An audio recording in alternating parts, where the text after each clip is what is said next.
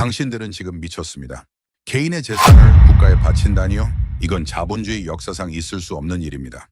30년 전 제가 한국의 시청 앞 광장에서 울먹이는 할머니들을 보며 소리쳤던 말입니다. 당시 저는 CNN의 아시아 경제 담당 기자로 파견되어 곧 망할 것 같았던 한국의 종말을 취재하러 왔었죠. 그때 저는 본사에 이렇게 보고했습니다. 한국은 끝났다. 국민들은 서로를 탓하며 굶주리게 될 것이 나라는 영원히 후진국으로 남을 것이다. 당시 미국, 일본, 영국 등 이른바 강대국이라 불리는 5개국의 경제학자들은 비웃었습니다. 한국은 자본주의의 기본도 모르는 나라다. 빌려준 돈을 받는 건 포기하는 게 빠르다. 라며 아주 노골적으로 무시했지요. 실제로 당시 한국의 25개 큰 은행 중 절반이 문을 닫고 수만 명의 아버지가 거리로 내몰렸습니다. 영국 돈으로 환산하면 수조 원의 가치가 하루아침에 증발하던 지옥 같은 상황이었죠. 어느 워클은 대선인의 마음이 바로 그 순간 전 세계 언론을 경악시킨 3가지 기적이 시작되었습니다. 그렇게 냉정했던 미국이 그리고 한국을 무시하던 일본과 유럽이 왜 지금은 한국 앞에 무릎을 꿇고 기술을 구걸하고 있을까요? CNN 베테랑 기자인 제가 30년간 추적한 끝에 내린 결론, 한국이 세계에서 유일하게 살아남은 단 하나의 이유는 따로 있었습니다. 대체 무엇이 그들을 이토록 공포에 질리게 했으며 동시에 경외심을 갖게 만들었을까요? 지금부터 전 세계 5개국을 초토화시킨 그날의 기록과 한국인의 진짜 무서운 저력을 공개합니다. 저는 찰리 로버트라고 합니다. 지난 30년 동안 미국 CNN에서 아시아 전략 분석과 경제 특파원으로 활동하며 전 세계를 누벼온 기자입니다. 저는 하버드 대학교에서 국제 정치학을 공부했고 힘의 논리가 지배하는 냉정한 세계 질서를 누구보다 잘 안다고 자부해 왔습니다. 지금부터 제가 드리는 말씀은 감정에 치우친 이야기가 아니라 30년간 현장을 발로 뛰며 목격한 대한민국이라는 나라의 무서운 진실에 관한 기록입니다. 1997년 늦가을이었을 겁니다. 저는 본사로부터 한 통의 전화를 받고 급히 서울행 비행기에 몸을 실었습니다. 당시 한국은 이른바 국가부도라는 최악의 위기에 직면해 있었거든요. 비행기 안에서 저는 본사에 보낼 기사 초안을 작성했습니다. 제목은 아시아의 호랑이, 종이 호랑이로 전락하다였죠. 당시 서구의 눈에 비친 한국은 이미 사형 선고를 받은 환자나 다름없었습니다. 서울에 도착했을 때 제가 느낀 공기는 차갑다 못해 날카로웠습니다. 시내 곳곳의 대형 전광판에는 연일 부도난 기업들의 이름이 올라왔고 어제까지만 해도 번듯한 직장인이었던 사람들이 서류 가방을 든 채 공원 벤치에 멍하니 앉아 있더라고요. 당시 환율이 미친 듯이 치솟으면서 한국 돈의 가치는 휴지 조각이 되어갔습니다. 백화점의 명품관은 텅텅 비었고 대신 중고 물품을 파는 장터에는 생계를 위해 내놓은 물건들이 산더미처럼 쌓여 있었거든요. 그때 저는 속으로 생각했습니다. 이 나라는 이제 다시는 일어서지 못하겠구나 싶었거든요. 영국이나 미국 같은 선진국이었다면 아마 대규모 폭동이 일어났을 법한 상황이었습니다. 그런데 제가 한국에 머물며 취재를 시작했을 때 제 머릿속을 하얗게 비워버린 충격적인 갈등이 시작되었습니다. 바로 한국인들이 이 위기를 대하는 이상한 방식 때문이었지요. 그때 제가 목격한 한국은 정말이지 이해할 수 없는 것들 투성이었습니다. 어느 집이나 하나씩은 있던 아이들의 돌반지가 왜 밖으로 나오는지 알 수 없었거든요. 결혼할 때 주고받은 소중한 예물시계가 왜 국가의 빚을 갚는 데 쓰이는지 이해가 안 됐고요. 자기 먹을 것도 부족한 상황에서 남을 돕겠다고 나서는 사람들이 미련해 보이기까지 했습니다. 길거리에 줄을 서 있는 사람들의 표정이 슬픔이 아니라 왜 자부심으로 가득 차 있는지 의문이었거든요. 정부가 강요한 것도 아닌데 왜 자발적으로 자기 재산을 내놓는지 도저히 계산이 서지 않았습니다. 외국 언론들이 한국은 끝났다고 비웃을 때 왜 한국인들은 오히려 눈을 부릅뜨고 일터로 향하는지 궁금했고요. 집집마다 장롱 깊숙이 숨겨뒀던 금부치들이 산더미처럼 쌓이는 걸 보며 제 눈을 의심했습니다.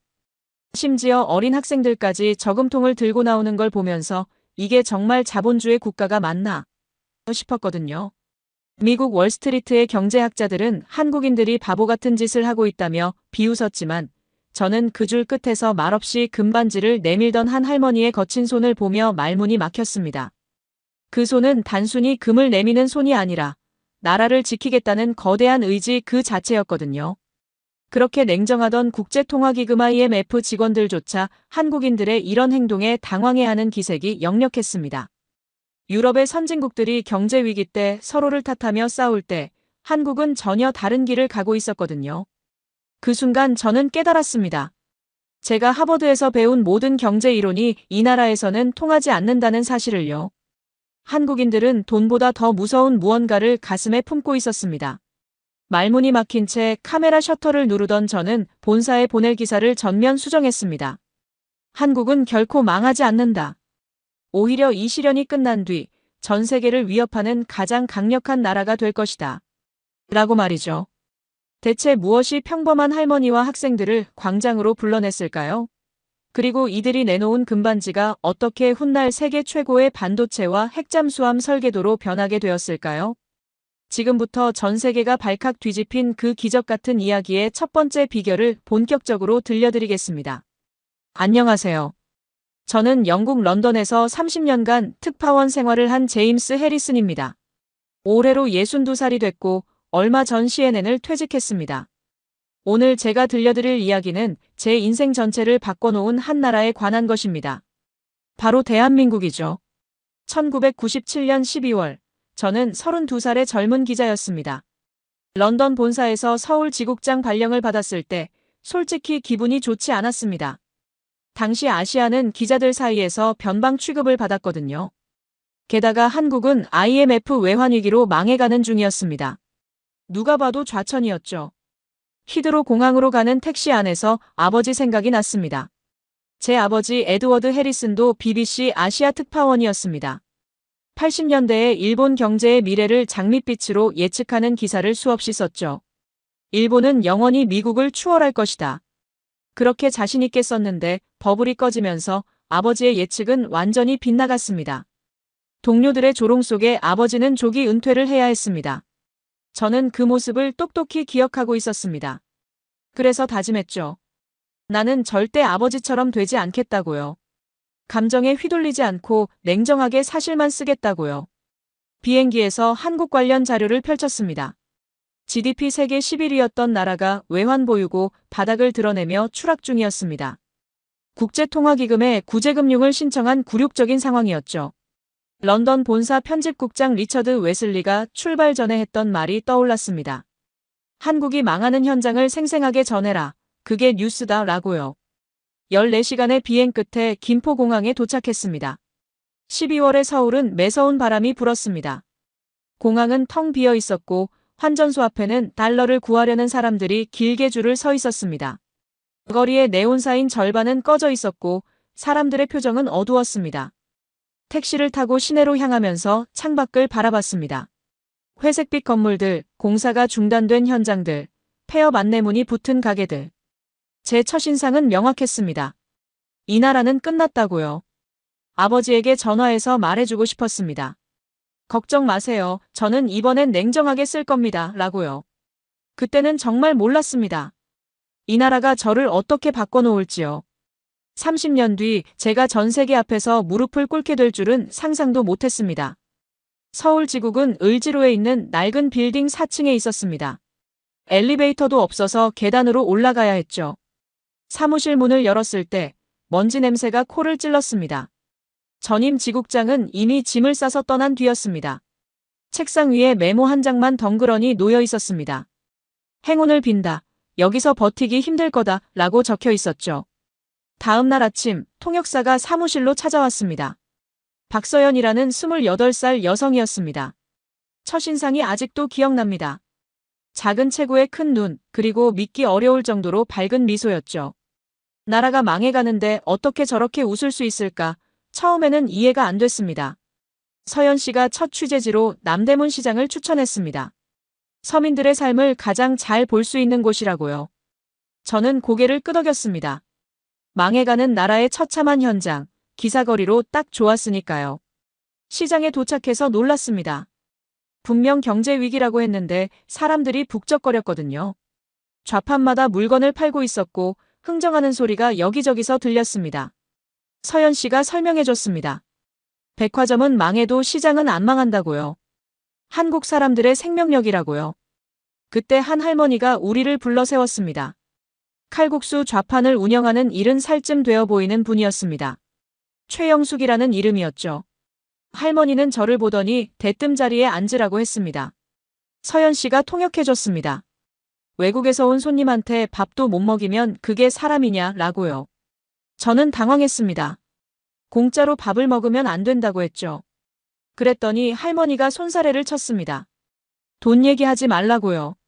손님은 손님이라고요. 결국 저는 생애 처음으로 칼국수라는 음식을 먹었습니다. 뜨끈한 국물이 목을 타고 내려갈 때 이상한 기분이 들었습니다. 이 나라는 망해가고 있습니다. 이 할머니도 장사가 안 돼서 힘들 겁니다. 그런데 왜 처음 보는 외국인에게 공짜로 밥을 주는 걸까요? 저는 이해할 수 없었습니다.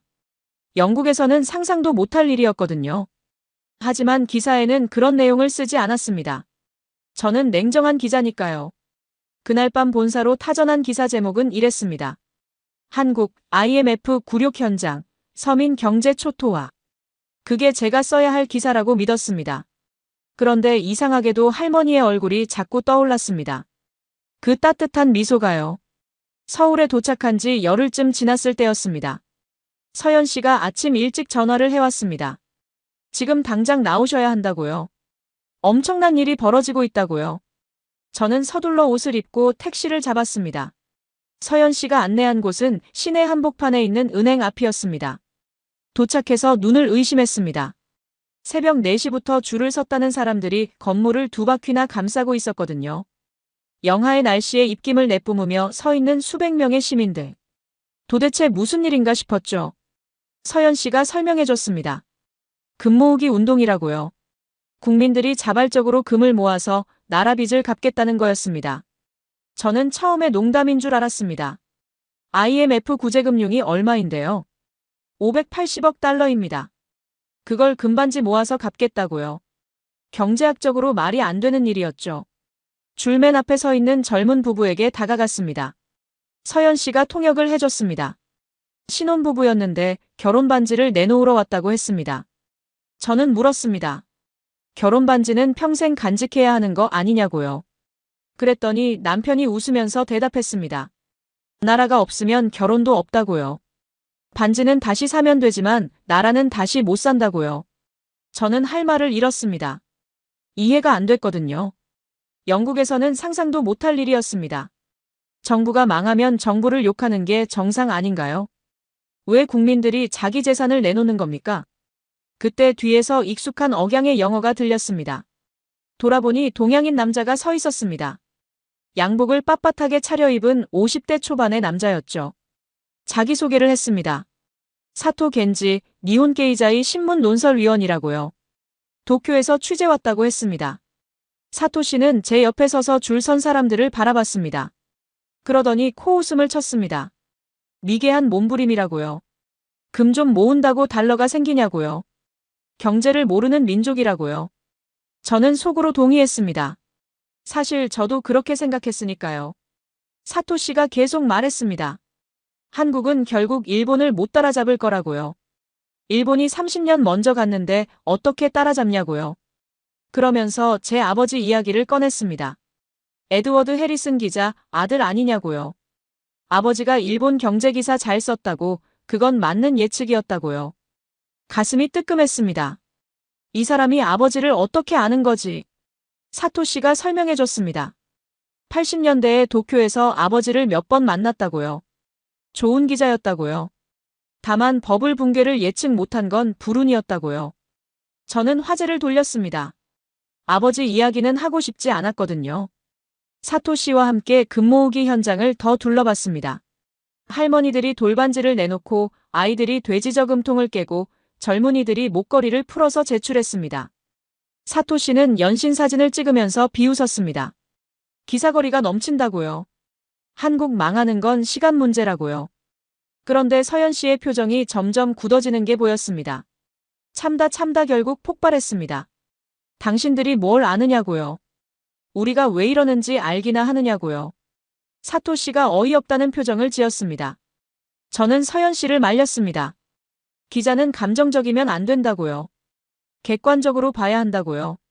서연 씨가 저를 똑바로 쳐다봤습니다. 그 눈빛을 잊을 수가 없습니다. 실망과 분노가 뒤섞인 눈빛이었죠. 서연 씨는 아무 말 없이 돌아섰습니다. 그날 이후 며칠간 서연 씨는 사무적으로만 대했습니다. 저녁에 숙소로 돌아가는 길에 이상한 광경을 목격했습니다. 어두운 건물에 불이 켜져 있었거든요. 무슨 연구소 같았습니다. 호기심에 가까이 가봤습니다. 창문 너머로 젊은 사람들이 보였습니다. 모니터 앞에서 무언가에 몰두하고 있었죠. 시계를 보니 밤 11시였습니다. 나중에 알고 보니 그곳은 정부 출연 연구소였습니다. 그리고 그날 밤 야근하던 젊은 연구원 중 한 명이 김태호였습니다. 훗날 과학기술정보통신부 장관이 될 사람이었죠. 물론 그때는 몰랐습니다. 저는 그날 밤 기사를 썼습니다. 한국 금모으기 운동으로 위기 탈출 시도 하지만 전문가들은 회의적. 그게 제가 본 진실이라고 믿었습니다. 하지만 마음 한구석이 불편했습니다. 서연 씨의 그 눈빛이 자꾸 떠올랐거든요. 금모으기 취재를 마치고 일주일이 지났습니다. 어느 날 새벽 런던에서 전화가 왔습니다. 아버지였습니다. 시차 계산도 안 하고 전화한 거죠. 아버지는 원래 그런 분이었습니다. 자기 중심적이고 남의 사정은 별로 신경 쓰지 않는 분이었죠. 아버지가 대뜸 물었습니다. 한국 어떠냐고요? 저는 솔직하게 대답했습니다. 망해가는 중이라고요. 금반지 모아서 나라 빚 갚겠다고 난리라고요. 아버지가 코웃음을 쳤습니다. 그러게 아시아는 다 그렇다고요. 비합리적이고 감정적이라고요. 그러더니 아버지가 경고했습니다. 절대 아시아를 칭찬하는 기사 쓰지 말라고요. 자기처럼 망한다고요. 아버지의 목소리에는 쓰라린 후회가 묻어 있었습니다. 저는 알겠다고 대답했습니다. 그리고 전화를 끊은 뒤 한참을 멍하니 앉아 있었습니다. 아버지 말이 맞는 것 같았습니다. 이 나라는 정말 망하고 있었으니까요. 하지만 이상하게도 현장에서 본 것들이 자꾸 마음에 걸렸습니다.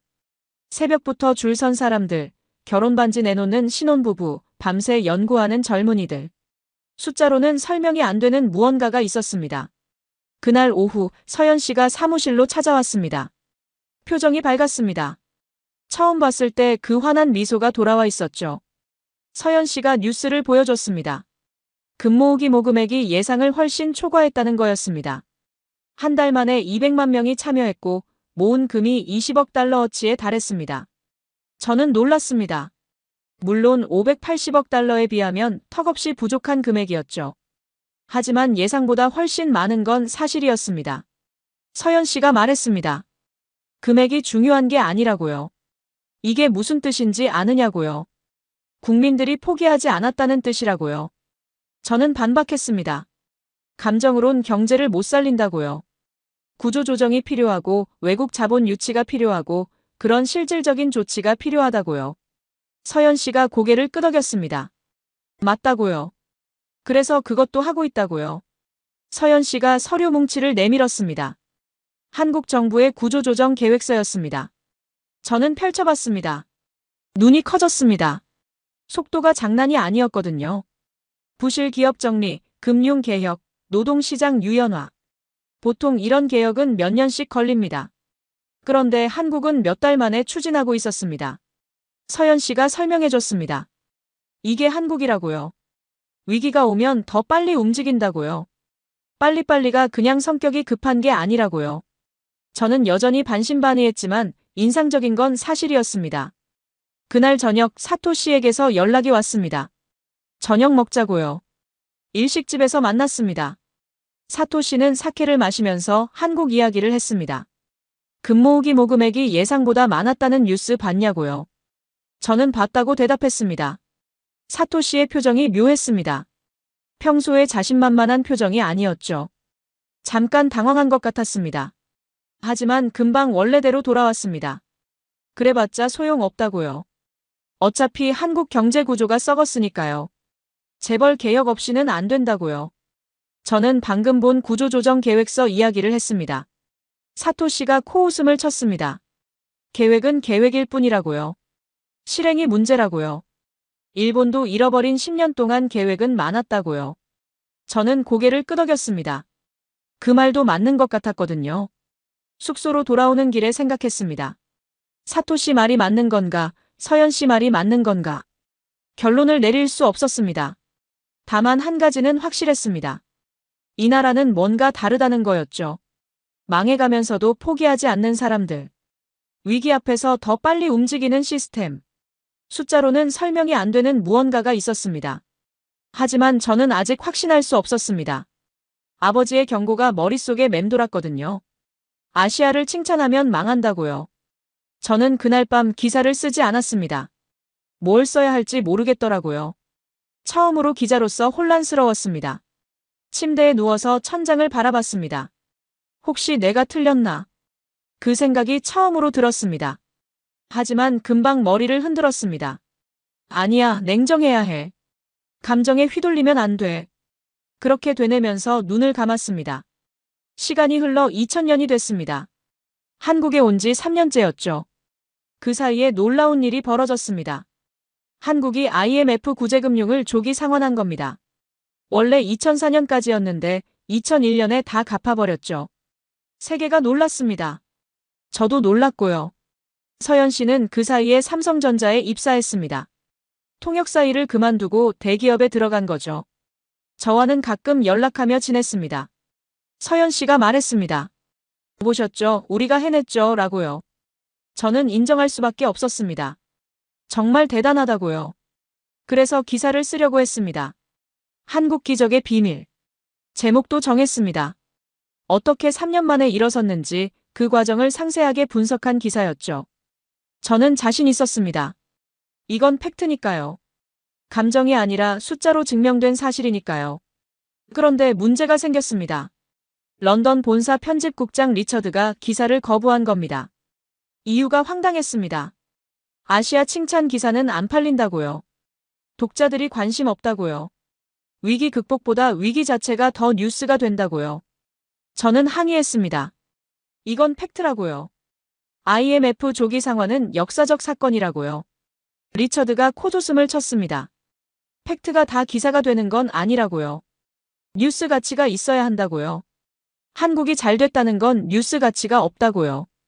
전화를 끊고 나서 분노가 치밀었습니다. 하지만 동시에 두려움도 밀려왔습니다. 아버지 생각이 났거든요. 아버지도 일본 경제 칭찬 기사를 썼다가 망했습니다. 내가 한국 칭찬 기사를 쓰면 똑같이 되는 거 아닐까? 만약 한국 경제가 다시 무너지면, 만약 이게 일시적인 반등에 불과하면, 두려움이 용기를 이겼습니다. 저는 기사를 포기했습니다. 리처드가 원하는 대로 중립적인 톤으로 수정했습니다. 한국 경제 회복세, 하지만 지속 가능성은 미지수. 그런 제목으로 바꿨죠. 비겁한 타협이었습니다. 며칠 뒤 서현 씨를 만났습니다. 서현 씨가 제 기사를 봤다고 했습니다. 표정이 어두웠습니다. 왜 그렇게 썼느냐고요? 진실을 알면서 왜 안 쓰느냐고요? 저는 변명했습니다. 기자는 객관적이어야 한다고요. 한쪽 편을 들면 안 된다고요. 서현 씨가 한숨을 쉬었습니다. 객관적인 게 아니라 비겁한 거라고요. 진실을 외면하는 건 객관이 아니라 거짓이라고요. 저는 아무 말도 못했습니다. 맞는 말이었거든요. 하지만 인정할 수 없었습니다. 인정하면 아버지처럼 되는 것 같았으니까요. 서현 씨가 일어서면서 말했습니다. 제임스 씨, 저는 제 방식으로 한국을 증명할게요. 라고요. 그리고 나갔습니다. 그게 우리의 첫 번째 진짜 갈등이었습니다. 이후 한동안 서현 씨와 연락이 뜸해졌습니다. 저는 괴로웠습니다. 기자로서의 양심과 생존 본능 사이에서 갈등했습니다. 밤에 잠이 안 왔습니다. 술을 마시기 시작했습니다. 혼자 소주를 마시면서 창밖을 바라봤습니다. 서울의 야경은 점점 화려해지고 있었습니다. 경제가 살아나고 있다는 증거였죠. 하지만 저는 그걸 기사로 쓰지 못했습니다. 어느 날 밤 취한 상태로 아버지에게 전화했습니다. 아버지, 저도 아버지처럼 될 것 같아요. 라고 했습니다. 아버지가 물었습니다. 무슨 소리냐고요? 저는 대답했습니다. 한국이 일어나고 있는데 기사를 못 쓰겠어요. 라고요. 쓰면 아버지처럼 될 것 같아서요. 라고요. 아버지가 한참 침묵했습니다. 그러더니 말했습니다. 그래, 쓰지 마라. 조심해야 한다. 라고요. 저는 알겠다고 대답하고 전화를 끊었습니다. 그리고 또 소주를 마셨습니다. 그때는 몰랐습니다. 아버지의 그 침묵이 무슨 뜻이었는지를요. 훗날 아버지가 치매에 걸리기 전에 고백했습니다. 그때 사실은 말하고 싶었다고요. 너는 나보다 용감해져라, 진실을 써라 라고요. 하지만 차마 못했다고요. 자기도 비겁했으니까요. 그 고백을 들은 건 15년이나 지나서였습니다. 그때 저는 이미 너무 많은 시간을 낭비한 뒤였죠. 2005년 가을이었습니다. 프랑스에서 유명한 교수가 서울에 온다는 소식을 들었습니다. 프랑스와 뒤퐁, 소르본 대학 인지심리학 교수였죠. 동아시아인의 지능과 창의성에 관한 연구로 유명한 사람이었습니다. 문제는 그 연구 내용이었습니다. 뒤퐁 교수의 주장은 이랬습니다. 동아시아인의 IQ는 높지만 창의성은 떨어진다고요. 암기력은 뛰어나지만 독창적 사고는 부족하다고요. 서양의 교육 시스템이 우월하다는 결론이었죠. 솔직히 말하면 저도 비슷하게 생각했습니다. 한국 학생들이 시험은 잘 보지만 창의적인지는 의문이었거든요. 뒤퐁 교수가 서울대학교에서 강연을 한다고 해서 취재를 갔습니다. 강연장은 만석이었습니다. 교수들과 학생들이 빼곡히 앉아 있었죠. 뒤퐁 교수는 자신만만하게 이론을 펼쳤습니다. 통계와 그래프를 보여주면서요. 청중 대부분은 조용히 듣고 있었습니다. 강연이 끝나고 질의응답 시간이 됐습니다. 한 젊은 교수가 손을 들었습니다. 그러면 한글은 어떻게 설명하시겠느냐고요. 뒤퐁 교수가 당황한 표정을 지었습니다. 한글이 뭐냐고요. 청중 사이에서 웃음이 터졌습니다. 한국을 연구하면서 한글도 모른다고요. 젊은 교수가 설명했습니다. 한글은 15세기에 세종대왕이 만든 문자라고요. 발음기관의 모양을 본떠서 과학적으로 설계됐다고요. 배우는데 하루면 충분하다고요. 그래서 한국의 문맹률이 98%에서 1%로 수직 낙하했다고요. 이게 암기력이냐, 창의성이냐고요. 뒤퐁 교수의 얼굴이 붉어졌습니다. 잘 모르는 부분이라 답변이 어렵다고요. 청중이 술렁거렸습니다. 저는 흥미로웠습니다. 한글에 대해서는 깊이 생각해 본 적이 없었거든요. 강연 후에 뒤퐁 교수에게 인터뷰를 요청했습니다. 교수는 기분이 좋지 않은 표정이었지만 응해줬습니다. 저는 물었습니다. 한글에 대해 어떻게 생각하느냐고요. 교수가 인정했습니다. 연구가 부족했다고요. 한글은 정말 놀라운 발명품 같다고요. 다음 날 뒤퐁 교수와 함께 한국 초등학교를 방문했습니다. 교수가 직접 학생들을 관찰하고 싶다고 했거든요. 서울 외곽의 평범한 공립학교였습니다. 교실에 들어가니 아이들이 모둠별로 앉아서 뭔가를 하고 있었습니다. 선생님이 설명해줬습니다. 문제 해결 수업이라고요. 정해진 답이 없는 문제를 주고 아이들이 스스로 해결책을 찾게 한다고요. 뒤퐁 교수가 관심을 보였습니다. 직접 문제를 내봐도 되겠느냐고요. 선생님이 허락했습니다. 뒤퐁 교수가 프랑스에서 쓰는 창의성 테스트 문제를 냈습니다. 벽돌 하나로 할 수 있는 일을 최대한 많이 생각해 보라고요. 프랑스 학생들은 평균 5개를 생각해낸다고 했습니다. 한국 아이들이 손을 들기 시작했습니다. 집짓기, 망치 대용, 문막기, 운동기구, 화분 받침, 책상 다리 괴기, 무기, 악기, 그림 그리기, 조각하기. 끝없이 나왔습니다. 한 모둠은 15개를 넘겼습니다. 뒤퐁 교수의 눈이 점점 커졌습니다. 수업이 끝나고 뒤퐁 교수가 한참 말이 없었습니다. 저는 물었습니다. 어떻게 생각하느냐고요. 교수가 천천히 대답했습니다. 내 이론이 틀렸을 수도 있다고요. 적어도 한국에는 적용되지 않는 것 같다고요. 저는 그날 처음으로 한글에 관한 기사를 썼습니다. 세종대왕의 발명품, 한글의 과학성. 문화기사였기 때문에 리처드도 반대하지 않았습니다. 경제나 정치 기사가 아니라 위협적이지 않았거든요. 기사는 반응이 좋았습니다. 런던 독자들도 흥미로워했죠. 작은 승리였습니다. 하지만 본질적인 변화는 아니었습니다. 저는 여전히 한국 경제에 대해서는 칭찬 기사를 못 쓰고 있었으니까요. 그래도 그날 이후 한국을 보는 눈이 조금 달라졌습니다. 이 나라에는 숫자로 측정할 수 없는 무언가가 있다는 걸 느꼈거든요. 뒤퐁 교수는 파리로 돌아간 뒤에 자기 이론을 수정했습니다. 동아시아의 창의성을 재평가해야 한다는 논문을 발표했죠. 저는 그 소식을 듣고 미소 지었습니다. 프랑스 교수도 바뀌는데 나는 왜 못 바뀌는 걸까? 그런 생각이 들었습니다. 2008년 세계 금융 위기가 터졌습니다. 미국 리먼 브라더스가 파산하면서 전 세계 경제가 흔들렸죠. 서방 언론들은 일제히 전망을 쏟아냈습니다. 이번엔 한국도 못 버틴다고요.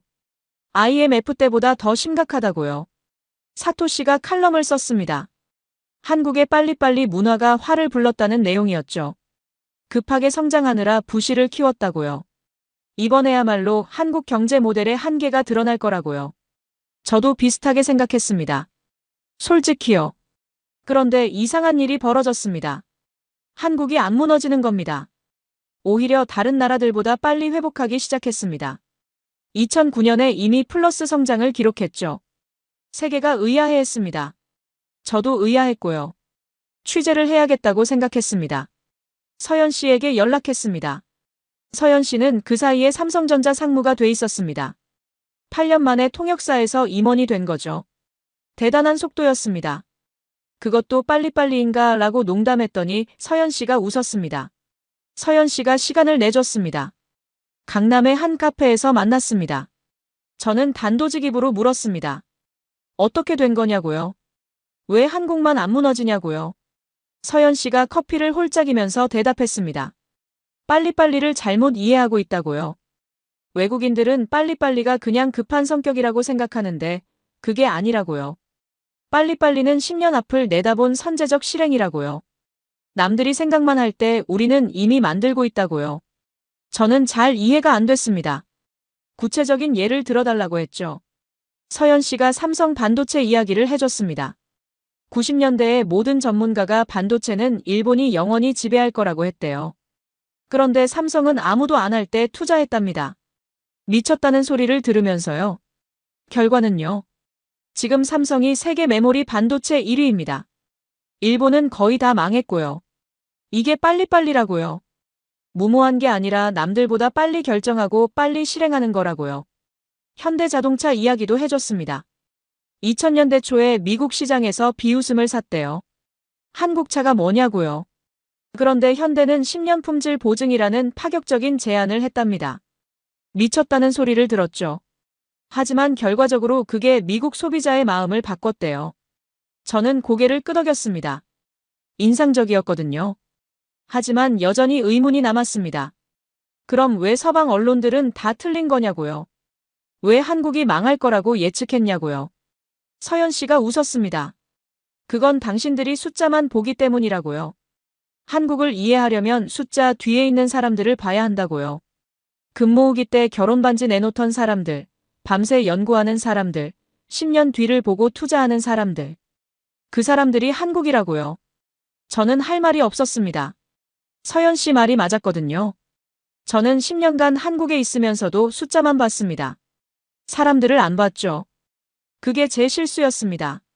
카페를 나서면서 서현 씨가 말했습니다. 제임스 씨, 이제 좀 쓰실 거죠? 라고요. 저는 대답을 못했습니다. 아직도 두려웠거든요. 아버지의 그림자가 여전히 저를 짓누르고 있었습니다. 그날 밤 숙소에서 아들 데니얼과 화상통화를 했습니다. 데니얼은 15살이 돼 있었습니다. 런던에서 학교를 다니고 있었죠. 아들이 물었습니다. 아빠, 한국 회사들 진짜 대단하대요. 라고요. 친구들이 삼성 핸드폰 쓴다고요. 저는 그렇구나 라고만 대답했습니다. 그런데 마음이 이상했습니다. 아들도 아는 걸 나는 왜 기사로 못 쓰는 걸까? 자괴감이 밀려왔습니다. 그 무렵 아내 사라와의 관계도 나빠지고 있었습니다. 통화할 때마다 싸웠죠. 사라가 말했습니다. 당신은 가족보다 일이 먼저라고요. 한국에만 있고 집에는 왜 안 오느냐고요. 저는 변명했습니다. 일이 바빠서 그렇다고요. 하지만 사실은 도망치고 있었던 겁니다. 현실에서, 가족에서, 그리고 제 자신에게서요. 2010년이었습니다. 삼성 갤럭시가 아이폰의 대항마로 떠올랐습니다. 스마트폰 시장에서 삼성이 세계 1위를 차지했다는 뉴스가 나왔죠. 저는 그 뉴스를 보면서 복잡한 기분이 들었습니다. 13년 전에 망한다고 썼던 나라가 세계를 제패하고 있었으니까요. 그런데 더 놀라운 일이 벌어졌습니다. 도쿄에서 사토 겐지가 기자회견을 열었다는 소식이었죠. 니혼 게이자이 신문 수석 논설위원이 긴급 기자회견이라니 무슨 일인가 싶었습니다. 기자회견 영상을 찾아봤습니다. 사토 씨가 단상에 서 있었습니다. 표정이 굳어 있었죠. 사토시가 입을 열었습니다. 일본 전자산업이 위기라고요. 한국에 배워야 한다고요. 청중이 술렁거렸습니다. 저도 깜짝 놀랐고요. 사토시가 계속 말했습니다. 15년 전에 한국을 비웃었다고요. 금모으기를 미개한 몸부림이라고 했다고요. 그게 틀렸다고요. 한국은 우리가 웃는 사이에 우리를 추월했다고요. 기자들이 질문을 쏟아냈습니다. 왜 이제 와서 이런 말을 하느냐고요. 사토시가 대답했습니다. 더 이상 거짓말을 할 수 없어서라고요. 일본 독자들에게 진실을 알려야 할 의무가 있어서라고요. 저는 충격을 받았습니다. 사토시가 그런 말을 할 줄은 몰랐거든요. 항상 자신만만하게 한국을 깎아내리던 사람이었는데요. 도대체 무슨 일이 있었던 걸까요? 바로 도쿄로 날아갔습니다. 사토시에게 인터뷰를 요청했습니다. 사토시가 승낙했습니다. 긴자의 한 이자카야에서 만났죠. 사토시는 사케를 마시고 있었습니다. 눈이 충혈돼 있었습니다. 며칠째 잠을 못 잔 것 같았어요. 저는 물었습니다. 왜 그런 말을 했느냐고요? 사토시가 한숨을 쉬었습니다. 그러더니 고백을 시작했습니다. 솔직히 10년 전부터 알고 있었다고요. 한국이 이길 거라는 걸요. 저는 놀랐습니다. 그럼 왜 계속 반대로 썼느냐고요. 사토시가 쓴웃음을 지었습니다. 인정하면 제 30년 커리어가 부정되니까요. 저는 평생 일본 우월론을 써왔어요. 한국을 인정하면 제가 쓴 모든 게 거짓말이 되는 거예요. 저는 할 말을 잃었습니다. 거울을 보는 것 같았거든요. 사토시와 제가 뭐가 다른가요? 저도 똑같았습니다. 진실을 알면서도 두려워서 못 쓰고 있었으니까요. 사토시가 계속 말했습니다. 그런데 더 이상은 못하겠더라고요. 아들이 물었거든요. 아버지, 왜 한국 회사 제품이 더 좋은데 일본이 최고라고 써요? 라고요. 그 말에 무너졌어요. 저는 고개를 숙였습니다. 제 아들 데니얼도 비슷한 말을 했거든요. 아빠, 한국 회사들 대단하대요. 라고요. 우리 둘 다 아들에게 똑같은 질문을 받은 거였습니다. 사토시가 제 손을 잡았습니다.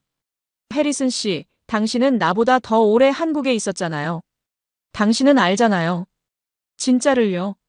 저는 아무 말도 못했습니다. 눈물이 날 것 같았거든요. 그날 밤 호텔로 돌아와서 생각했습니다. 사토시가 할 수 있는데 나는 왜 못하는 걸까? 적이라고 생각했던 사람도 진실을 말했는데요. 나는 왜 아직도 두려워하고 있는 걸까요? 처음으로 진지하게 자기 자신과 마주했습니다. 나는 비겁했습니다.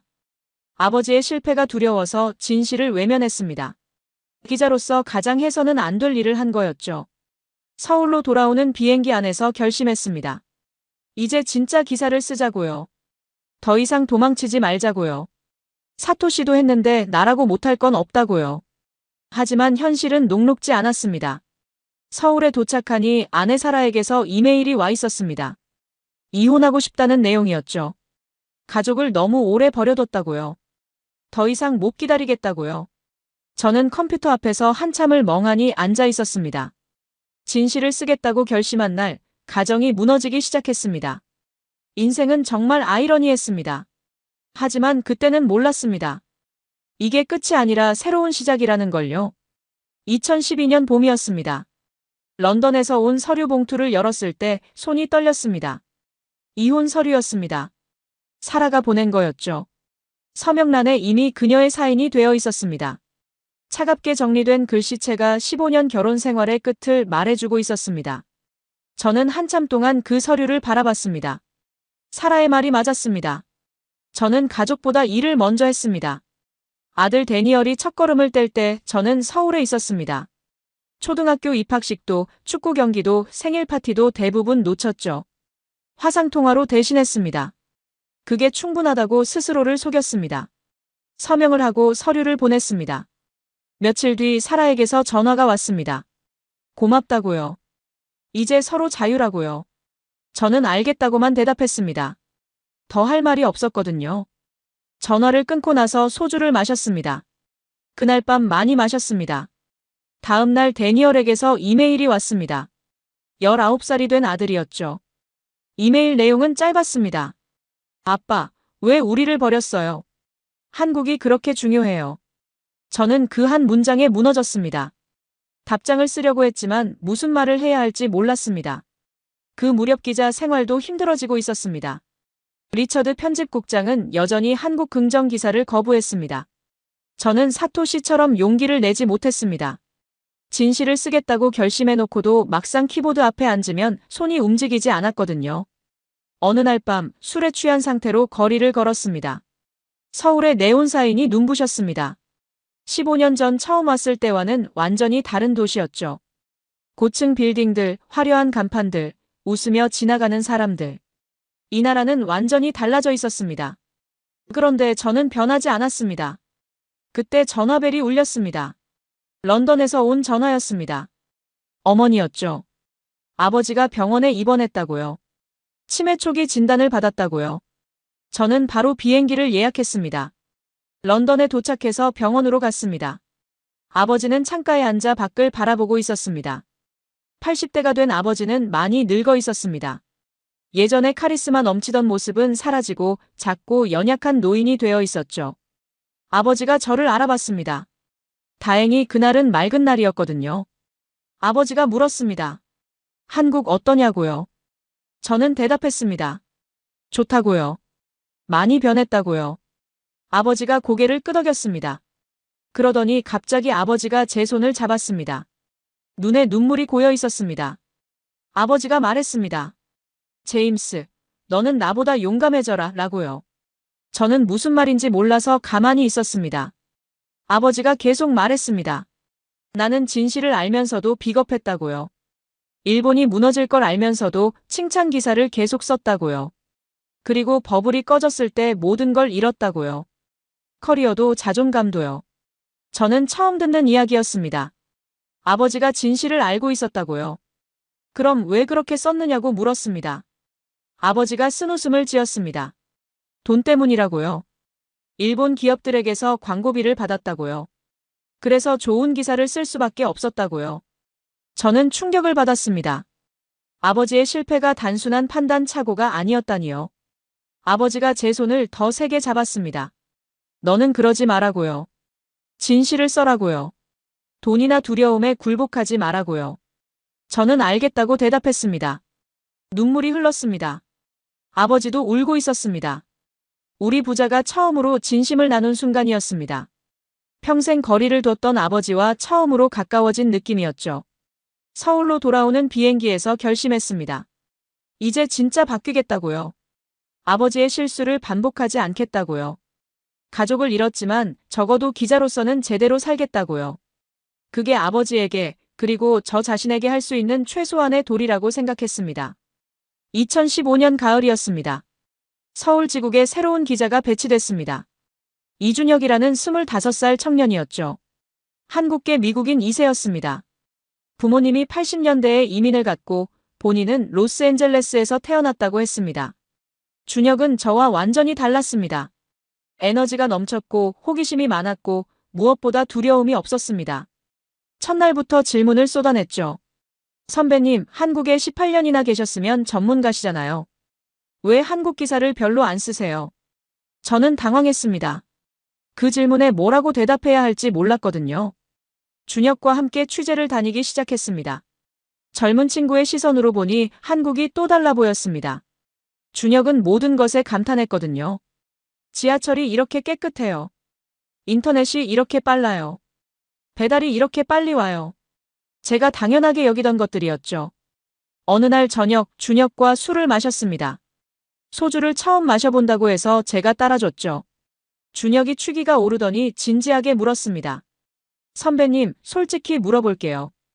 왜 한국 칭찬 기사 안 쓰세요? 여기 스토리 천지잖아요. 저는 한참 망설였습니다. 그러다가 처음으로 솔직하게 털어놨습니다. 아버지 이야기를요. 아시아 칭찬 기사 썼다가 망한 아버지요. 그 트라우마가 저를 짓누르고 있다고요. 진실을 알면서도 무서워서 못 쓰고 있다고요. 준혁이 저를 똑바로 쳐다봤습니다. 그러더니 말했습니다. 선배님, 그건 아버지 세대 이야기잖아요. 선배님 실수가 아니에요. 왜 남의 실수를 본인 것처럼 짊어지고 사세요? 저는 할 말이 없었습니다. 25살 청년에게 한 대 맞은 기분이었죠. 준혁이 계속 말했습니다. 저는 한국계지만 한국을 잘 몰라요. 부모님이 떠난 나라니까요. 그래서 여기 온 거예요. 배우려고요. 근데 선배님은 18년이나 있으면서 뭘 배우신 거예요? 두려움만 배우신 거예요. 그 말이 가슴에 박혔습니다. 맞는 말이었거든요. 저는 18년 동안 한국에 있으면서 제대로 보지 않았습니다. 숫자만 봤지 사람을 안 봤습니다. 빨리빨리가 뭔지, 정이 뭔지, 한국인들이 왜 그렇게 사는지 이해하려고 노력하지 않았습니다. 그날 이후 준혁과 많은 대화를 나눴습니다. 준혁은 저에게 새로운 시각을 줬습니다. 젊은 세대의 솔직함과 용기를요. 저도 조금씩 변하기 시작했습니다. 두려움에서 벗어나려고 노력했죠. 그 무렵 박서연 씨와 오랜만에 연락이 닿았습니다. 서연 씨는 삼성전자 부사장이 되어 있었습니다. 통역사에서 시작해서 20년 만에 부사장이라니 정말 대단한 여정이었죠. 저는 축하한다고 했습니다. 서연 씨가 웃으면서 대답했습니다. 이제 제가 증명했죠 라고요. 서연 씨와 저녁을 먹었습니다. 오랜만에 만난 우리는 많은 이야기를 나눴습니다. 서연 씨가 물었습니다. 제임스 씨, 이제 준비됐어요 라고요. 저는 무슨 말인지 몰라서 쳐다봤습니다. 서연 씨가 말했습니다. 진짜 기사 쓸 준비요 라고요. 서연 씨가 제안을 했습니다. 한국방산 산업비밀 취재를 해보지 않겠느냐고요. 아무도 모르는 이야기가 있다고요. 세계를 깜짝 놀라게 할 이야기라고요. 저는 흥미가 생겼습니다. 무슨 이야기냐고 물었죠. 서연 씨가 대답했습니다. 핵잠수함이라고요. 저는 어이가 없었습니다. 한국이 핵잠수함이요. 그건 불가능한 이야기였거든요. 미국이 절대 허락 안 합니다. 핵확산 금지 조약 때문에요. 서연 씨가 미소를 지었습니다. 그래서 비밀이에요 라고요. 아는 사람을 소개해 줄게요 라고요. 그 사람 이름이 정민수였습니다. 한화오션 핵추진연구소 수석연구원이었죠. 그가 들려준 이야기는 저의 30년 기자 인생을 뒤바꿔 놓았습니다. 2018년 초였습니다. 서연 씨의 소개로 정민수 연구원을 만났습니다. 장소는 거제도의 한 조용한 횟집이었습니다. 보안 때문이라고 했죠. 민수 씨는 50대 초반의 과묵한 남자였습니다. 눈빛이 날카로웠고 말을 아끼는 스타일이었습니다. 인사를 나누고 자리에 앉았습니다. 민수 씨가 주변을 둘러보더니 낮은 목소리로 말했습니다. 오늘 이야기는 녹음하시면 안 됩니다. 기사도 당장은 못 쓰십니다. 그래도 괜찮으시겠습니까? 저는 알겠다고 대답했습니다. 일단 들어보기로 했죠. 민수 씨가 이야기를 시작했습니다. 2003년부터였다고요. 한국 해군이 비밀리에 핵추진 잠수함 연구를 시작했다고요. 미국이 기술을 안 주니까 독자 개발하기로 한 거라고요. 저는 놀랐습니다. 그게 가능한 일이었나요? 민수 씨가 고개를 끄덕였습니다. 쉽지 않았다고요. 처음에는 아무것도 없었다고요. 도면도 없고 기술도 없고 경험도 없었다고요. 하지만 포기하지 않았다고요. 매일 밤새워 연구했다고요. 한 걸음씩 한 걸음씩 나아갔다고요. 15년이 지났다고요. 이제 거의 다 왔다고요. 핵추진 잠수함 원형 설계가 완성됐다고요. 저는 믿기 어려웠습니다. 미국도 모르는 건가요? 라고 물었습니다. 민수 씨가 쓴웃음을 지었습니다. 알죠? 라고요. 다 알면서 모른 척하는 거죠? 라고요. 왜 모른 척하느냐고 물었습니다. 민수 씨가 설명해 줬습니다. 미국 입장에서는 한국이 핵잠을 갖는 게 불편하다고요. 하지만 중국과 북한을 견제하려면 한국의 해군력이 필요하다고요. 그래서 눈 감아주고 있다고요. 언젠가는 공식적으로 인정할 때가 올 거라고요. 저는 가슴이 두근거렸습니다. 이건 역대급 특종이었습니다. 세계 어느 언론도 모르는 이야기였거든요. 하지만 민수 씨가 말했습니다. 아직은 안 됩니다. 라고요. 때가 되면 제가 연락드리겠습니다. 라고요. 저는 답답했지만 기다리기로 했습니다. 그 후 몇 년간 민수 씨와 가끔 연락하며 지냈습니다. 새로운 정보가 있으면 알려줬고 저는 인내심을 갖고 기다렸습니다. 그 사이에 한국 방산 산업은 놀라운 성장을 했습니다. K9 자주포가 폴란드에 수출됐습니다. K2 전차가 세계 최고 수준이라는 평가를 받았습니다. KF-21 전투기 개발이 진행됐습니다. 한국이 방산 강국으로 떠오르고 있었죠. 저는 이런 소식을 취재하면서 생각했습니다. 핵잠수함도 시간 문제구나 라고요. 한국이 이 정도로 기술력을 키웠으면 핵잠도 가능하겠구나 라고요. 민수 씨의 이야기가 점점 현실이 되어가는 게 느껴졌습니다. 2024년 말 민수 씨에게서 연락이 왔습니다. 때가 됐다고요. 내년에 한미 정상회담이 열릴 거라고요. 거기서 발표가 있을 거라고요. 드디어 기다리던 순간이 온 거였습니다. 저는 준혁에게 말했습니다. 내년에 엄청난 일이 일어날 거라고요. 우리 커리어 최고의 특종이 될 거라고요. 준혁의 눈이 반짝였습니다. 뭔데요? 라고 물었습니다. 저는 대답했습니다. 아직은 말 못해 라고요. 때가 되면 알게 될 거야 라고요. 밤에 숙소에서 창밖을 바라봤습니다. 서울의 야경이 눈부셨습니다. 이 도시는 30년 전과 완전히 달라져 있었습니다. 그리고 저도 드디어 변할 준비가 됐습니다. 오래 걸렸지만 이제 진짜 시작이었습니다. 2025년 봄이 됐습니다.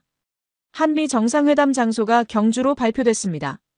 신라 천년의 수도에서 역사적인 회담이 열린다니 상징적인 선택이었죠. 전 세계 언론이 주목했습니다. 저도 당연히 취재진에 포함됐습니다. 하지만 저에게는 남들과 다른 정보가 있었습니다. 민수 씨가 알려준 핵잠수함 이야기였죠. 이번 회담에서 발표가 있을 거라고 했습니다. 저는 모든 인맥을 동원해서 추가 정보를 모았습니다. 서현 씨에게 연락했습니다. 서현 씨는 삼성전자 부사장으로서 제게 네트워크가 넓었죠. 정부 쪽 분위기가 어떠냐고 물었습니다. 서현 씨가 말해줬습니다. 뭔가 큰 게 있는 것 같다고요. 청와대가 들떠 있다고요. 김태호 장관에게도 연락했습니다. 근무후기 때 밤새 연구하던 젊은 연구원이 이제 과학기술정보통신부 장관이 되어 있었죠. 장관은 구체적인 건 말 못하지만 역사적인 순간이 될 거라고 했습니다. 미국 측 정보도 필요했습니다.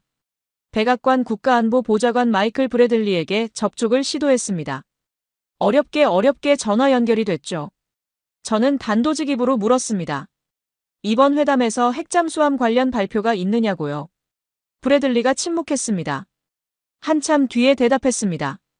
무슨 소리냐고요. 한국의 핵잠수함이라니 불가능하다고요. 그런 계획 없다고요. 하지만 그의 목소리에는 당혹감이 묻어 있었습니다. 제가 알고 있다는 것 자체가 놀라운 모양이었죠. 저는 확신을 갖게 됐습니다. 뭔가 있다는 거였습니다. 브래들리가 부정했지만 그 부정 자체가 긍정이었죠. 오랜 기자 경험으로 알 수 있었습니다. 경주로 출발하기 전날 밤 준혁과 이야기를 나눴습니다. 내일부터가 진짜 시작이라고요. 30년 기자 인생의 마지막 대형 취재가 될 거라고요. 준혁이 물었습니다. 선배님, 이번엔 진짜 쓰실 거죠? 라고요. 저는 고개를 끄덕였습니다. 이번엔 쓴다고요. 무슨 일이 있어도요. 경주에 도착했습니다. 불국사 근처 호텔에 짐을 풀었습니다. 창밖으로 토암산이 보였습니다. 신라시대부터 천년을 버텨온 산이었죠. 한국이라는 나라도 그런 것 같았습니다. 수없이 무너질 뻔했지만 계속 다시 일어났죠. 회담 전날 저녁 기자단 리셉션이 열렸습니다.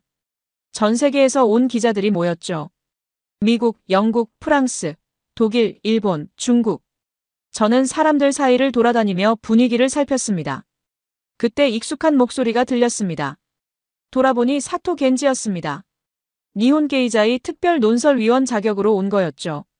15년 만에 다시 만난 우리는 어색하게 웃었습니다. 사토 씨가 말했습니다.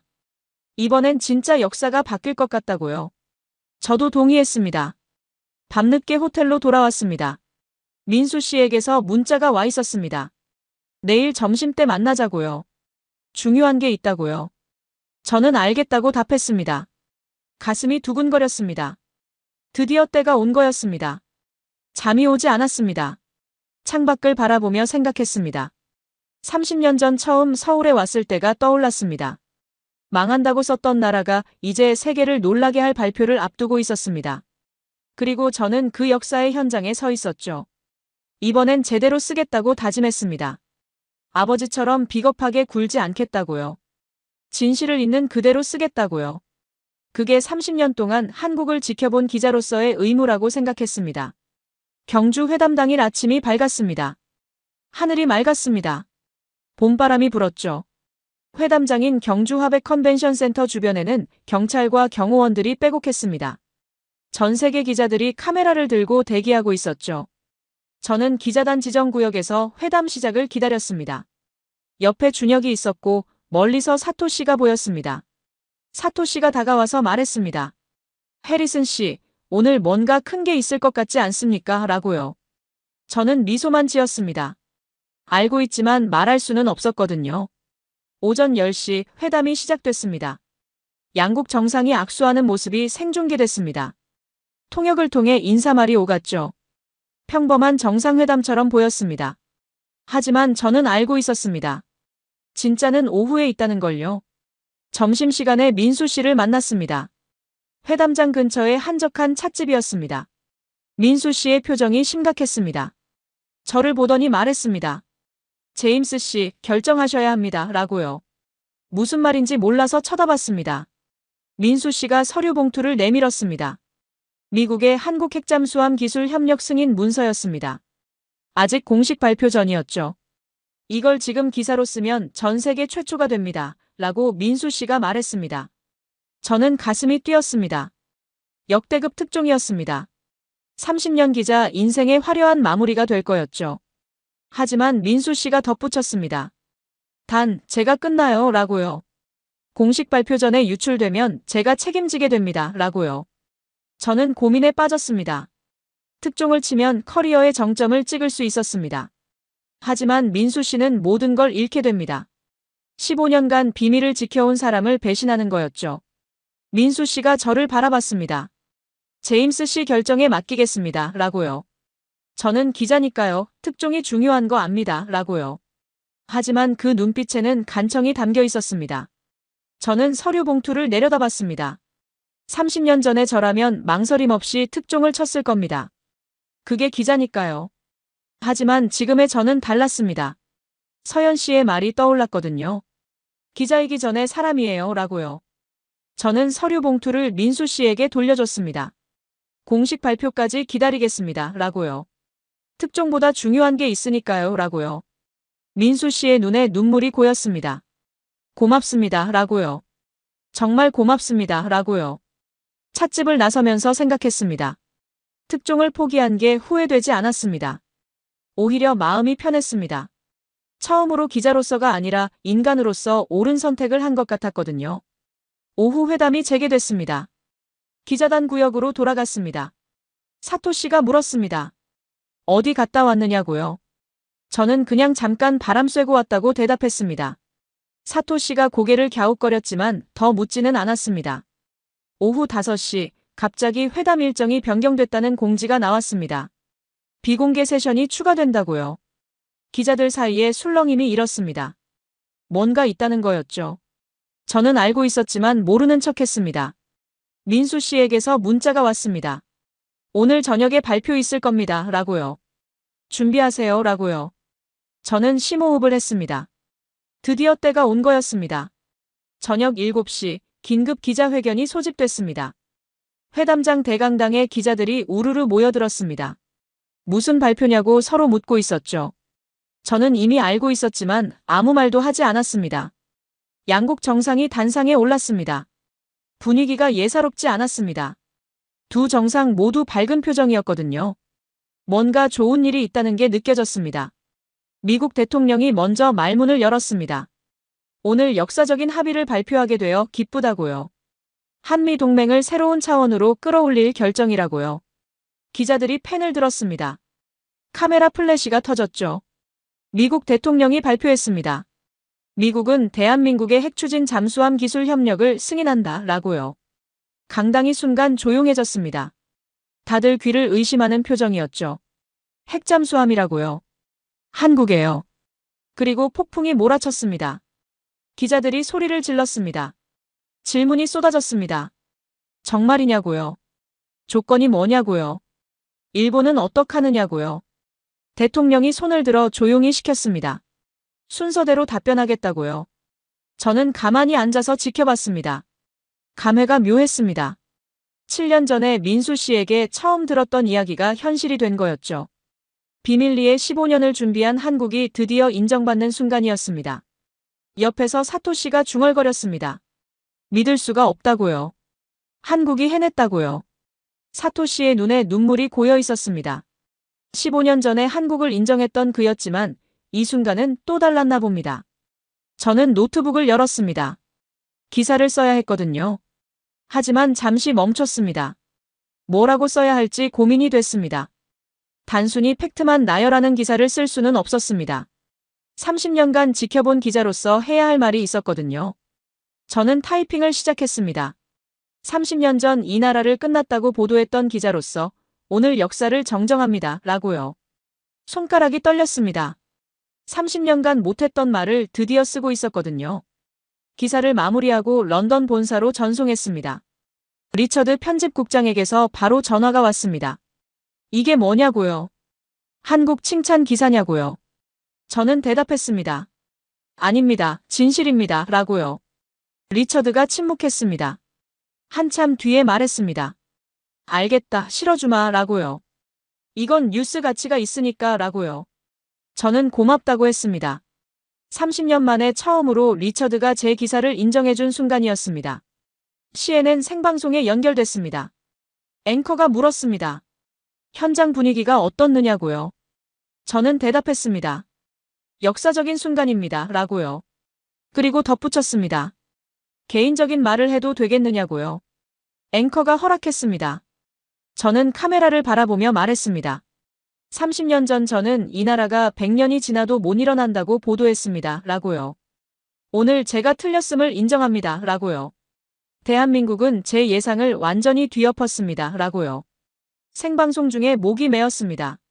눈물이 날 것 같았습니다. 하지만 참았습니다. 기자로서의 자존심이었죠. 방송이 끝나고 나서야 혼자 조용히 눈물을 흘렸습니다. 30년간 짊어지고 있던 짐을 내려놓은 기분이었습니다. 기자회견이 끝난 뒤 회담장 밖으로 나왔습니다. 봄밤 공기가 시원했습니다.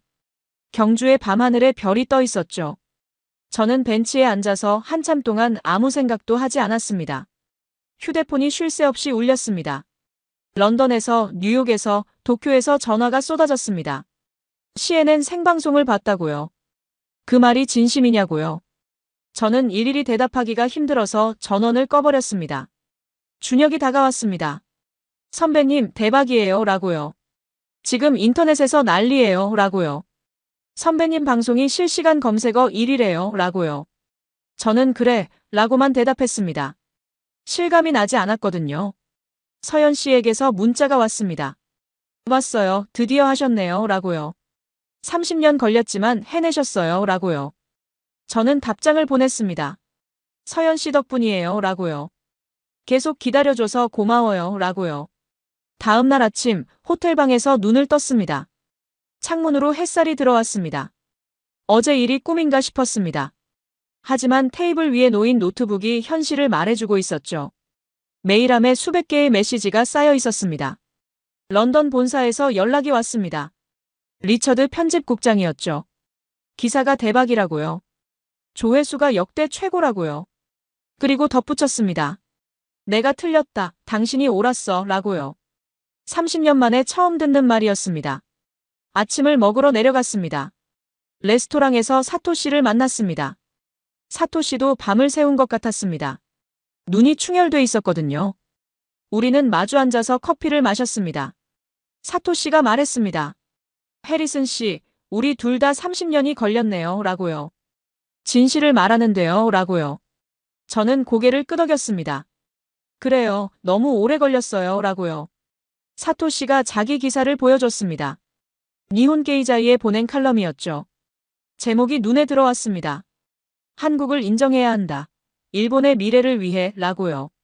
사토시도 드디어 본심을 쓴 거였습니다. 우리는 오랫동안 이야기를 나눴습니다.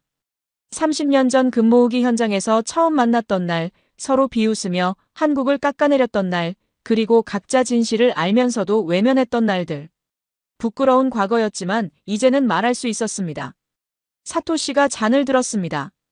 우리의 두 번째 인생을 위해 라고요. 저도 잔을 들었습니다. 진실을 위해 라고요. 우리는 건배를 했습니다. 30년 만에 진짜 동료가 된 기분이었습니다. 서울로 돌아가기 전에 불국사에 들렀습니다. 신라시대에 지어진 천년 고찰이었죠. 석굴암을 바라보면서 생각했습니다.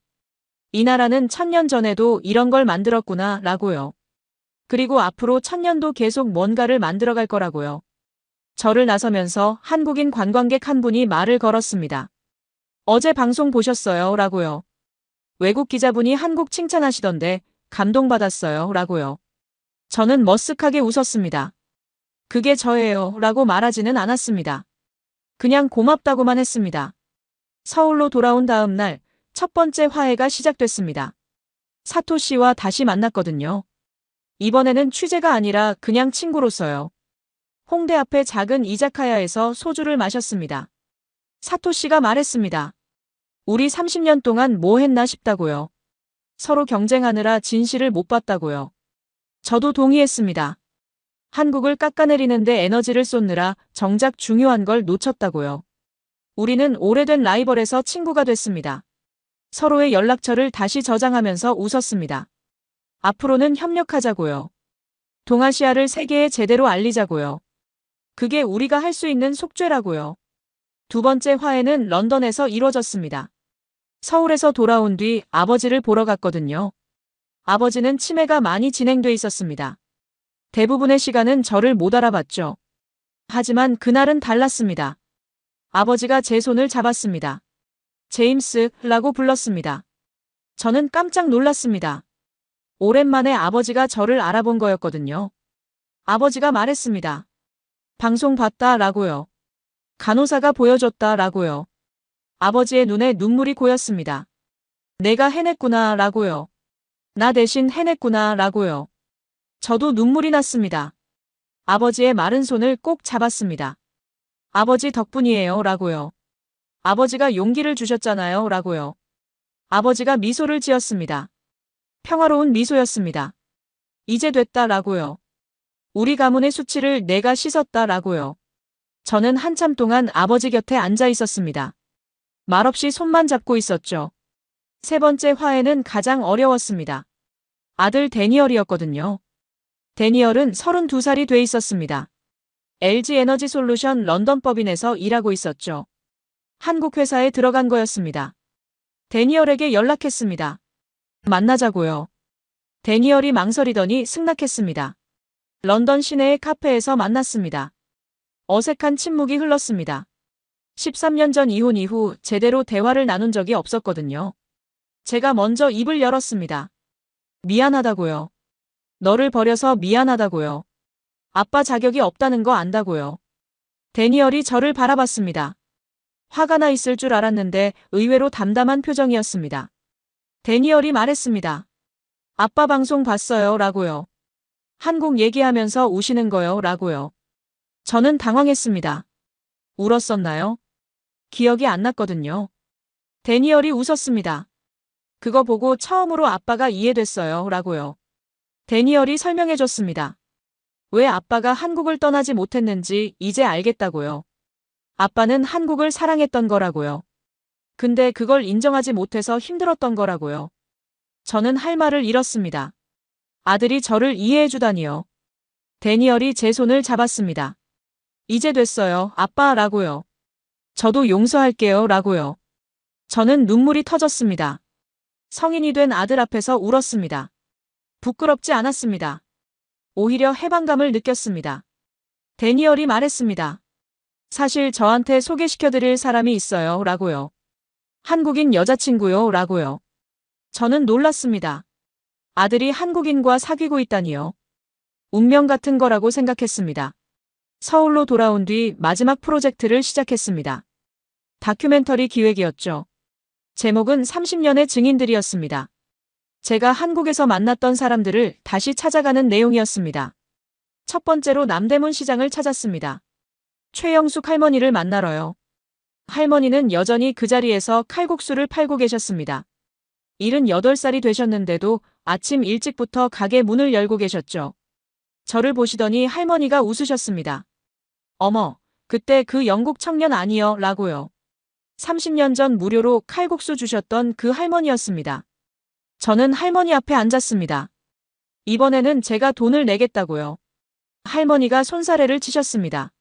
무슨 소리여, 손님은 손님이여 라고요. 30년 전과 똑같은 말씀이었습니다. 저는 웃음이 났습니다. 세상이 다 변해도 이 할머니는 안 변하셨구나 라고요. 칼국수를 먹으면서 이야기를 나눴습니다. 할머니께서 물으셨습니다. 이제 왜 또 왔어? 라고요. 저는 대답했습니다. 감사하다고 말씀드리러 왔다고요. 30년 전에 따뜻하게 맞아주셔서요. 라고요. 할머니가 제 손을 잡으셨습니다. 아이고, 그게 뭐 대단한 거라고 라고요. 사람이면 당연히 하는 거지 라고요. 저는 그 말에 울컥했습니다. 이게 한국이구나 라고 생각했습니다. 당연하게 베푸는 마음, 그게 한국의 정이구나 라고요. 두 번째로 김태호 장관을 만났습니다. 근무후기 때 밤새 연구하던 젊은 연구원이 이제 장관이 되어 있었죠. 정부 청사에서 인터뷰를 했습니다. 장관이 말씀하셨습니다.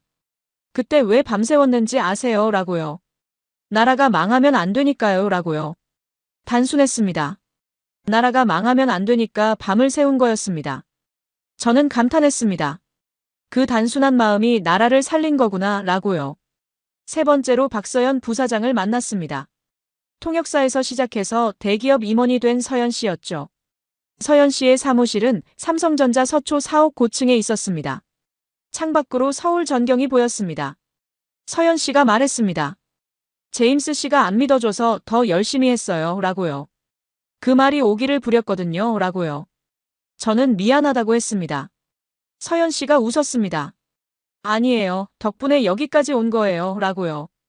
네 번째로 정민수 연구원을 만났습니다. 핵잠수함의 비밀을 알려줬던 분이었죠. 거제도 조선소에서 만났습니다. 바다가 보이는 곳이었습니다. 민수 씨가 말씀하셨습니다. 이제 다음 목표가 있다고요. 핵잠수함 수출이라고요. 저는 놀랐습니다. 아직 국내 건조도 안 했는데 벌써 수출이요. 민수 씨가 웃었습니다. 이게 한국이에요. 라고요. 한 발 앞서 생각하는 거요. 라고요. 다큐멘터리 촬영을 마치고 편집실에 앉았습니다. 30년간 만났던 사람들의 얼굴이 스쳐 지나갔습니다. 금반지 내놓던 신혼부부, 밤새 연구하던 연구원들, 무료로 밥 주시던 할머니, 통역사에서 임원이 된 서연 씨. 이 사람들이 한국이었습니다. 저는 내레이션을 녹음했습니다. 30년 전 저는 이 나라를 무시했습니다. 라고요. 하지만 이 나라는 저를 포기하지 않았습니다. 라고요. 계속 제게 진실을 보여줬습니다. 라고요. 저는 30년 동안 그 증인이었습니다. 라고요. 다큐멘터리가 완성됐습니다. CNN에서 특집으로 방영하기로 했죠. 방영 전날 런던 본사에서 연락이 왔습니다. 리처드 편집국장이었습니다. 직접 만나고 싶다고요. 서울로 오겠다고요. 리처드가 서울에 도착했습니다. 공항에서 만났습니다. 30년 동안 제 기사를 거부했던 사람이었죠. 리처드의 표정이 어색했습니다. 뭔가 할 말이 있는 것 같았습니다. 저녁을 먹으면서 이야기를 나눴습니다. 리처드가 먼저 입을 열었습니다. 사과하러 왔다고요. 30년간 당신의 기사를 막아서 미안하다고요. 저는 놀랐습니다. 리처드가 사과를 하다니요. 리처드가 설명했습니다. 본사 방침이었다고요. 아시아 긍정 기사는 광고주들이 싫어한다고요. 서방 언론은 서방 우월주의를 팔아야 한다고요. 그래서 막았다고요. 하지만 그게 잘못인 건 알았다고요. 저는 한참 동안 아무 말도 하지 않았습니다. 화가 나기도 했고 이해가 되기도 했습니다. 결국 말했습니다. 알겠다고요. 용서한다고요. 우리 둘 다 시스템의 희생자였다고요. 리처드가 제 손을 잡았습니다. 고맙다고요. 이제 은퇴할 때가 됐다고요. 마지막으로 제대로 된 일을 하고 싶었다고요. 그래서 당신 다큐멘터리를 특집으로 편성한 거라고요. 저는 고개를 끄덕였습니다. 늦었지만 고맙다고요. 두 번째 사과는 제가 해야 했습니다. 서연 씨에게요. 다큐멘터리 방영 날 서연 씨를 만났습니다. 삼성전자 본사 근처 카페였죠. 저는 진지하게 말했습니다. 미안하다고요. 20년 전에 비겁했다고요. 서연 씨 말을 안 듣고 진실을 외면했다고요. 서연 씨가 저를 바라봤습니다. 그 눈빛이 따뜻했습니다. 서연 씨가 말했습니다. 저도 사과할 게 있다고요. 그때 너무 화를 냈다고요. 제임스 씨 입장을 이해 못했다고요. 외국인이 한국을 칭찬하는 게 얼마나 어려운 일인지 몰랐다고요. 우리는 서로 용서했습니다. 30년 우정의 매듭이 드디어 풀린 기분이었습니다. 서연 씨가 말했습니다. 이제 진짜 친구예요, 라고요. 저도 동의했습니다. 지금이라도 된 게 다행이에요, 라고요.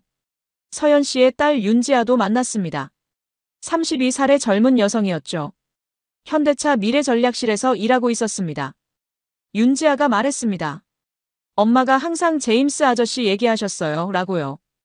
고집세고 답답하지만 좋은 사람이라고요. 저는 웃었습니다. 맞아요, 고집셌죠, 라고요. 윤지아가 덧붙였습니다. 근데 엄마도 똑같이 고집세요, 라고요. 그래서 둘이 잘 맞는 것 같아요, 라고요. 서연 씨가 딸을 흘겨봤습니다. 우리 모두 웃었습니다. 다큐멘터리가 방영됐습니다. 전 세계에서 반응이 쏟아졌습니다. 한국을 새롭게 봤다고요. 감동받았다고요. 그 영국 기자가 대단하다고요. 저는 그런 칭찬이 부담스러웠습니다. 제가 대단한 게 아니라 한국이 대단한 거였으니까요. 2025년 가을, CNN 서울 지국 퇴임식이 열렸습니다. 30년간의 특파원 생활을 마무리하는 자리였죠. 을지로의 작은 빌딩에서 시작했던 지국이 이제는 여의도 고층 빌딩에 자리 잡고 있었습니다. 퇴임식에 많은 사람이 왔습니다. 서연 씨, 태호 장관, 민수 연구원, 영숙 할머니도 오셨죠. 사토 씨는 도쿄에서 화상으로 참석했습니다. 아들 데니얼은 런던에서 여자친구와 함께 왔습니다. 저는 단상에 올라서 연설을 했습니다. 30년 전 이 나라에 왔을 때 저는 오만한 기자였습니다. 라고요. 이 나라가 망할 거라고 확신했습니다. 라고요. 하지만 이 나라는 저를 바꿔놓았습니다. 라고요. 저는 후배 이준혁을 불렀습니다. 준혁에게 지국장 자리를 인계하는 자리였거든요. 준혁이 단상에 올라왔습니다. 10년 전 25살 청년이 이제 35살의 중견 기자가 되어 있었죠. 저는 준혁에게 말했습니다. 자네가 나를 바꿨다고요. 자네의 질문이 나를 깨웠다고요. 이제 자네 차례라고요. 한국을 세계에 알려달라고요. 준혁이 눈물을 글썽였습니다. 선배님처럼 할 수 있을까요? 라고요. 저는 대답했습니다. 선배처럼 하지 마. 라고요. 30년이나 걸렸잖아. 라고요. 자네는 더 빨리 해. 라고요. 청중이 웃었습니다. 준혁도 웃었습니다. 그래요. 빨리빨리 할게요. 라고요. 퇴임식이 끝나고 기자회견이 열렸습니다. 전 세계 언론이 왔습니다. 제가 은퇴하면서 하고 싶은 말이 있다고 해서요. 저는 마이크 앞에 섰습니다. 저는 말했습니다. 30년 전 제가 쓴 기사들은 틀렸습니다. 라고요. 한국은 망하지 않았습니다. 라고요. 오히려 세계를 놀라게 했습니다. 라고요. 저는 그 과정을 30년간 지켜본 증인입니다. 라고요. 그리고 덧붙였습니다. 오늘 제 동료 사토 겐지 씨도 도쿄에서 같은 내용을 발표합니다. 라고요. 우리 둘은 30년간 한국을 오해했습니다. 라고요. 이제 그 오해를 바로잡습니다. 라고요. 사토 씨의 얼굴이 화면에 떴습니다. 도쿄에서 생중계되고 있었죠. 사토 씨도 같은 말을 했습니다. 일본 언론을 대표해서 사과한다고요. 한국을 폄하한 기사들이 잘못이었다고요. 이제 동아시아가 함께 가야 한다고요. 전 세계 언론이 이 장면을 생중계했습니다. 영국과 일본의 대표적인 기자가 동시에 한국에 사과하는 장면이었죠. 역사적인 순간이었습니다. 기자회견이 끝나고 서연 씨가 다가왔습니다. 잘했어요. 라고요. 드디어 끝났네요. 라고요. 저는 고개를 저었습니다. 끝난 게 아니에요. 라고요. 새로운 시작이에요. 라고요. 서연 씨가 물었습니다. 이제 뭐 할 거예요? 라고요. 저는 대답했습니다. 회고록을 쓸 거예요. 라고요. 서울에서 보낸 30년이라고요. 서연 씨가 웃었습니다. 제가 첫 번째 독자 할게요. 라고요. 퇴임 후 6개월이 지났습니다. 저는 런던으로 돌아왔습니다. 아버지 곁에서 지내기로 했거든요. 아버지의 치매는 많이 진행됐지만 가끔 맑은 날이 있었습니다. 어느 날 아침 아버지가 저를 알아봤습니다. 제임스라고 부르셨죠. 저는 아버지 손을 잡았습니다. 아버지가 물으셨습니다. 한국은 어떠냐? 라고요. 저는 대답했습니다. 좋았어요, 아버지. 라고요. 정말 좋았어요. 라고요. 아버지가 미소를 지으셨습니다. 그리고 눈을 감으셨습니다. 그게 아버지와의 마지막 대화였습니다. 며칠 뒤 아버지는 평화롭게 돌아가셨습니다. 저는 아버지 곁에서 손을 잡고 있었습니다. 장례식에 많은 사람이 왔습니다. 아들 데니얼이 한국인 여자친구와 함께 왔습니다. 이름이 수진이었죠. 수진은 저에게 인사했습니다. 아버지 방송 잘 봤다고요. 한국인으로서 감사하다고요. 저는 고맙다고 했습니다. 데니얼이 말했습니다. 아빠, 저 한국에 가서 일하고 싶어요. 라고요. 수진이랑 결혼하고요. 라고요. 저는 놀랐지만 기뻤습니다. 가라고요. 라고요. 한국은 좋은 나라야. 라고요. 아빠가 보증해. 라고요. 장례식이 끝난 뒤 저는 회고록 집필을 시작했습니다. 런던의 작은 서재에 앉아서 타자기를 두드렸습니다. 제목은 정했습니다. 서울에서 보낸 30년 한 냉소주의자의 항복이었죠. 첫 문장을 썼습니다. 30년 전 나는 서울에 도착해서 이렇게 생각했다. 이 나라는 100년이 지나도 못 일어난다고. 그것이 내 인생 최대의 오판이었다. 글을 쓰면서 30년을 돌아봤습니다. 금 모으기 현장, 칼국수 할머니, 밤새 연구하던 연구원들, 통역사에서 임원이 된 서연 씨, 핵잠수함의 비밀, 경주 회담. 모든 장면이 스쳐 지나갔습니다. 어느 날 택배가 왔습니다. 서울에서 온 거였죠. 열어보니 김치가 들어있었습니다. 보낸 사람은 최영숙 할머니였습니다. 메모가 동봉돼 있었죠. 제임스야, 런던에서도 밥 잘 먹어라 라고요. 저는 그 김치를 먹으면서 울었습니다. 30년 전에도 밥을 주시더니 지금도 밥을 보내주시는 할머니였습니다. 이게 한국이구나 라고요. 국경을 넘어서도 이어지는 정이구나 라고요. 회고록을 마무리했습니다. 마지막 장을 썼습니다. 이제 세계는 한국을 기준이라 부른다 라고요. 반도체, 자동차, 조선, 방산, 문화. 모든 분야에서 한국은 새로운 기준이 됐다 라고요. 그리고 덧붙였습니다. 나는 30년간 그 기준이 만들어지는 과정을 목격한 행운하다 라고요. 처음에는 비웃었지만 결국 무릎을 꿇었다 라고요. 그리고 그것이 부끄럽지 않다 라고요. 책이 출간됐습니다. 전 세계에서 반응이 쏟아졌습니다. 한국에서도 번역 출간됐죠. 베스트셀러가 됐습니다. 서연 씨에게서 연락이 왔습니다. 첫 번째 독자 약속 지켰다고요. 감동받았다고요. 어느 날 저녁 런던 집 창가에 앉아서 하늘을 바라봤습니다. 서울의 밤하늘이 생각났습니다. 30년 동안 바라봤던 그 하늘이요. 저는 혼잣말을 했습니다. 고마웠다, 한국아 라고요. 나를 바꿔줘서 고마웠다 라고요. 그리고 미소를 지었습니다. 30년 만에 처음으로 평화로운 미소였습니다. 멀리서 손자의 웃음소리가 들렸습니다. 데니얼과 수진의 아이였죠. 한국인 외할머니를 둔 손자였습니다. 저는 생각했습니다. 새로운 세대는 나처럼 편견을 갖지 않겠지 라고요. 처음부터 한국을 있는 그대로 볼 수 있겠지 라고요. 그게 제가 남길 수 있는 유산이었습니다. 30년간의 기록과 고백이요. 다음 세대는 제 실수를 반복하지 않기를요. 한국을 있는 그대로 보기를요. 창밖에 저녁놀이 물들었습니다.